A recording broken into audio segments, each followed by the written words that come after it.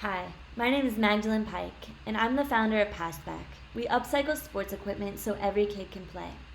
The sports industry has a distribution problem, and it's negatively impacting our planet and our kids. Cristiano Ronaldo told a reporter after the World Cup, he said, "My mother raised me and dedicated her life to me. She would go to sleep hungry just to let me eat. We had no money at all.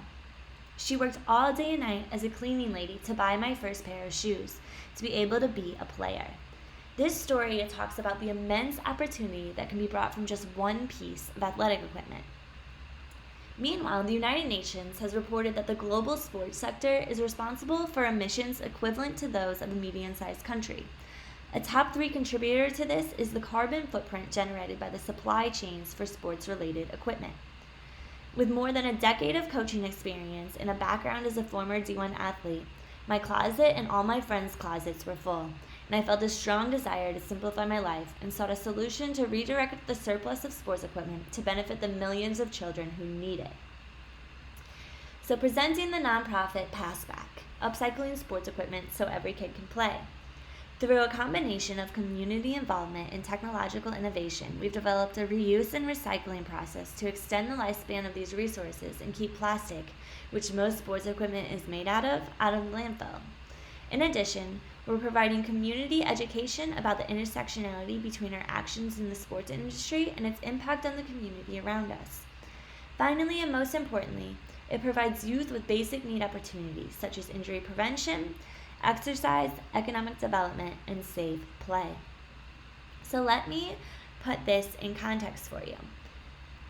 170 million pairs of athletic shoes wind up in a landfill in the United States annually, and corporations and consumers are only producing and buying more. In fact, the global athletic goods market is valued at $580 billion and growing at a compound annual growth rate of 8.4.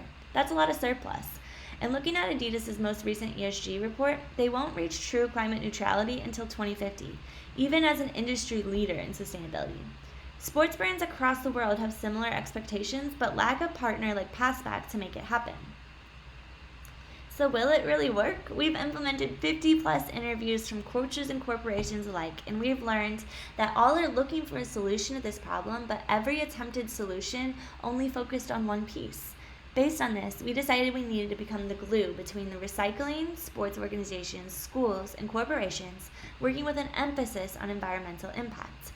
One interview in particular was of interest. This is with Level the Playing Field, a similar nonprofit that has found success on the East Coast, collecting $7 million worth of equipment in 2022 at a cost of $300,000.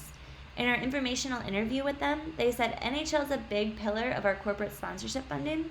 The ESG impact in tracking the carbon kept out of the landfill is a super KPI for them, but we don't track that. However, the Passback team is. So let me walk you through how our reuse and recycling process actually works. We approach sports clubs and schools who are dealing with the excess equipment.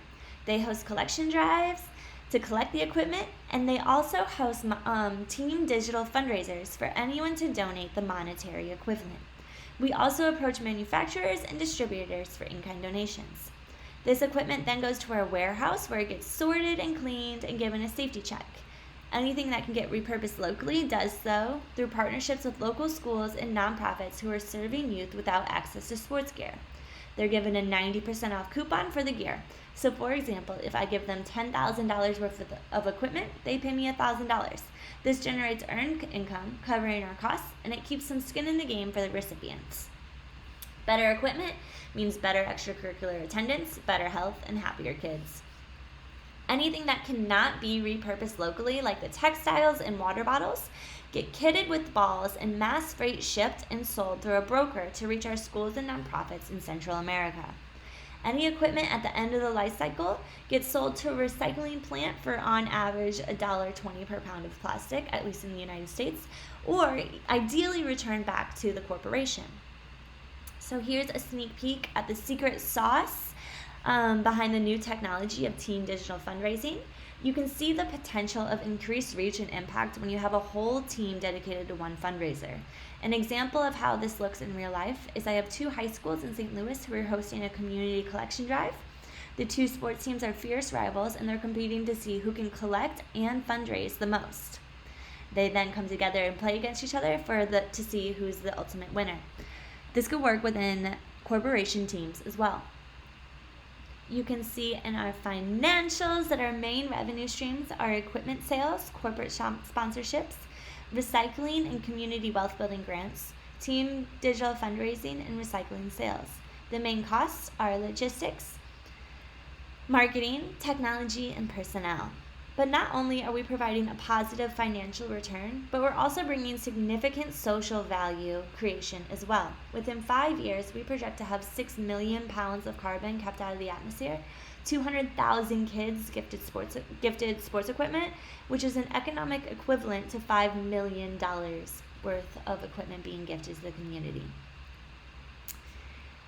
We have already secured partnerships with schools and nonprofits on both the need and excess side, receiving over $7,000 worth of donations, and we just started in April of 2023. The Passback team boasts experience nationally from brands such as the Y, Goodwill, EY Accounting, Washington University in St. Louis, and more. Founded by me, in addition to my decade-long experience working in the soccer nonprofit world, I most recently have successfully taken a social venture from seed to scale, raising multi-millions in annual revenue through digital fundraising at Tiny Superheroes, reaching over 150,000 kids in 28 different countries. Serving youth has always been at the center of it, but now I finally get to combine my passion for sports and environmentalism as well. We hope you join us in the Passback dream to create a zero-waste circular economy for all sports equipment so every kid can play. We are looking for partnerships from sports corporations for sponsorship and in-kind donations of gear. Thank you so much for your time, and I hope you hop on the Passback team.